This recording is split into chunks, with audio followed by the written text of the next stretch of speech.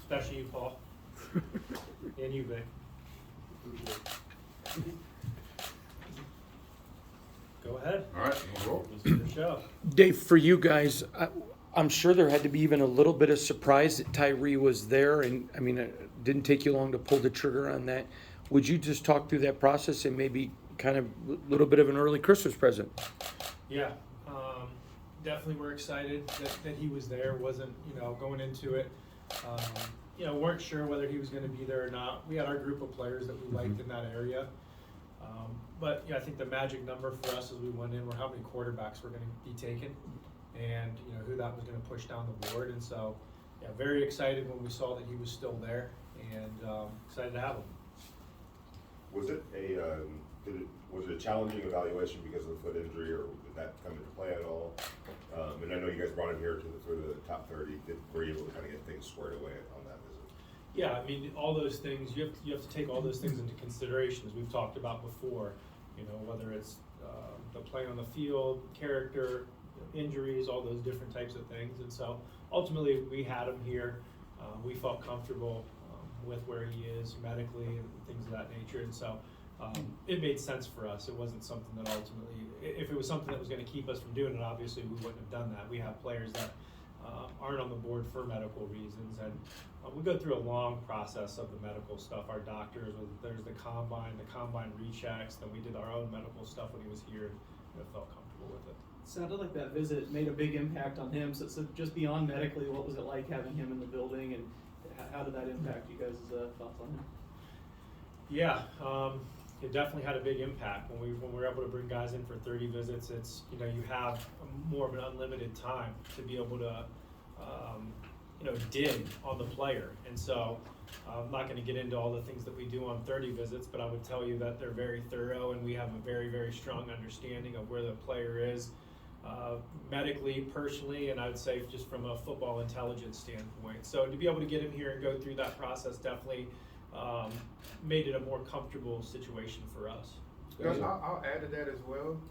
We also have our area scouts put in a ton of work, gathering information, about him prior to him coming in. And so you got, Calvin Branch and Kyle Caballera and Matt Hand, Curtis Knox, and Ryan Gravel. Like those guys spend a ton of time finding out and detailing the player before they even come in for the 30 visit. Kind of open question for you both.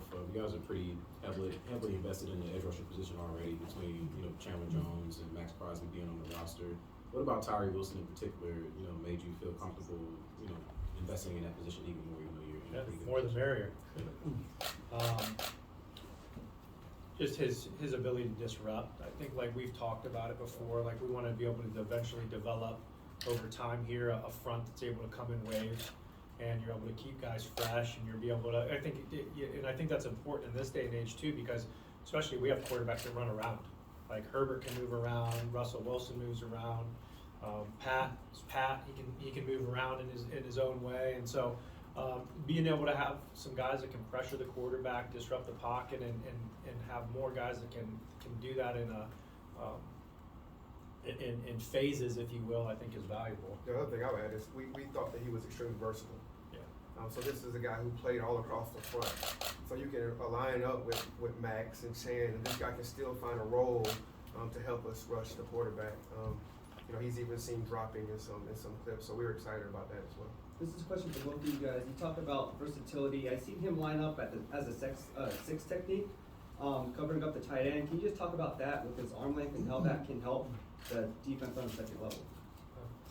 Yeah, I think that's kind of what I mentioned earlier. You get a guy, that size, that length, who is able to, set the edge, in the run game, but also he shows some versatility to be able to drop with awareness. Anytime you have that type of versatility with a player, it just adds to what you can do with different defensive packages. And so adding that to our roster right now really, really excites us, our coaches, and eventually our fans. You referenced your area scouts, and I'm curious, when you hear about him in practice, he has a Max Crosby type motor. He practices like he plays. For you personally, when you hear that from your scouts, hey, he plays that position, practices like him, what did that mean to you personally? When they come back and they tell me, first of all, they tell me, okay, we got this guy with extremely long arms with an amazing body, who practices extremely hard day in and day out. Like we're automatically excited when we hear that, and then you meet him in person, and then you watch the tape. Like you just every interaction that we had in him made us like him, even more. And the thought of him getting a chance to really come in and learn from Max Crosby, to learn from Chandler Jones. You're talking about a relatively young guy who still has some development to go, and to get it from those two guys is exciting for all of us.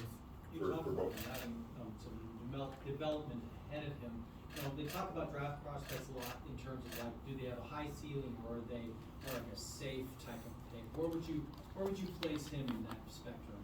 Yeah, I think he has some room to grow and improve. I think especially with his, just as a pass rusher, he still has some areas where he can improve in terms of his counter moves, his ability to kind of win at the combat zone. In college, he's able to win with length and power and kind of not a lot of, maybe less savvy, which, he's going to be able to do that in the NFL level to a degree too. But we just feel like just setting up your pass rush, counter moves, how to study your tackle, what's the best way to, specifically beat, this individual player. Like that's not something he had to do. He didn't have to vary it as much as he's going to have to do in the NFL. So there's a level of that I think he can continue to grow. He can continue to utilize and get better with his hand placement and things like that in the run game, to use that length and to be a more physical edge setter, a more consistent guy in that way. And so he has some areas he needs to continue to improve on. And quite frankly, just as we've talked about with our own team, I mean, he's going to have to earn a role here. We're not going to give him any opportunities. And so whatever opportunity he's able to earn is what he'll earn on the field. And if he doesn't, then he doesn't. So he's going to have, he's going to have a lot of transitions coming here, going from college and playing at Texas Tech to being in the NFL.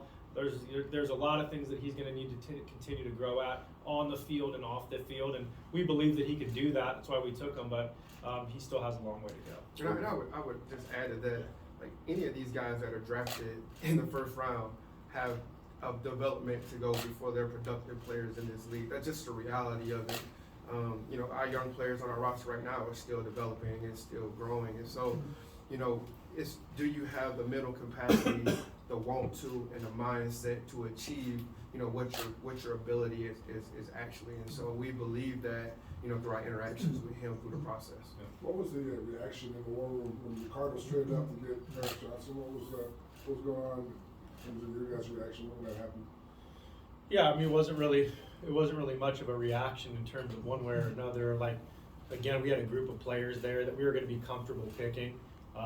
We'd have been comfortable picking Paris if he was there too. And so it was more about, there was more of, I would say, a relieved feeling of just understanding that pocket of players that we had were still going to be available, or if there was going to be guys available there for us to choose more than anything else. Did you give any consideration to getting Jalen Carter? Sure.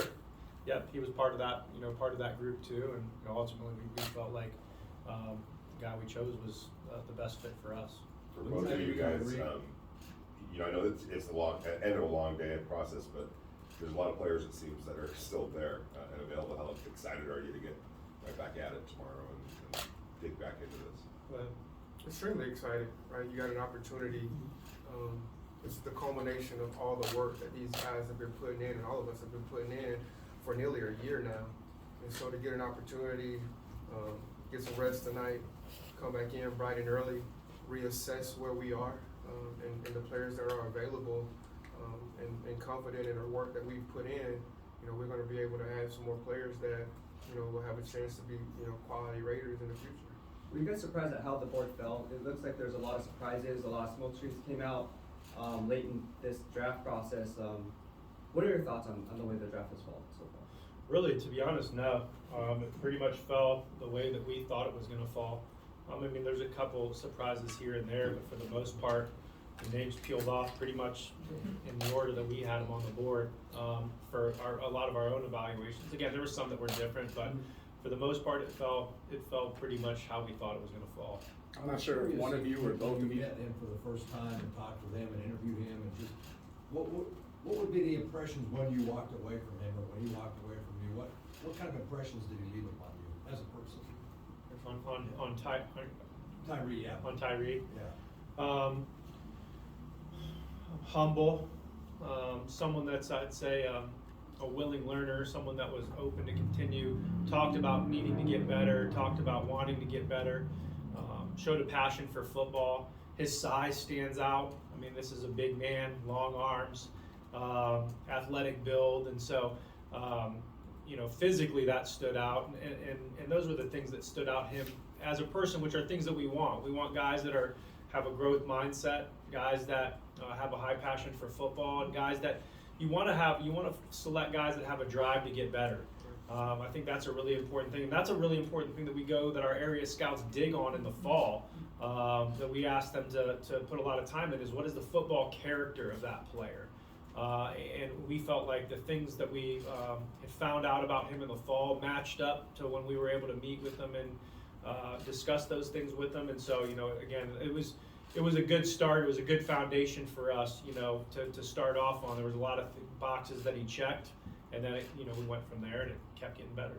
Chandler Jones was one of the comps thrown out with Tyree. Do you see any of his game in Tyree?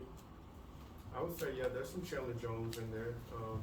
As far as the size, length, body stature, but Chandler Jones is an extremely productive NFL player who's had an awesome career. So, we won't even try to do Tyree a disservice of making those types of comparisons just yet.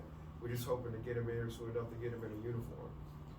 A couple of players that are still available that maybe people didn't expect to be are Will Levis and Hendon Hooker. What do you guys think about them two just separately, in particular as prospects?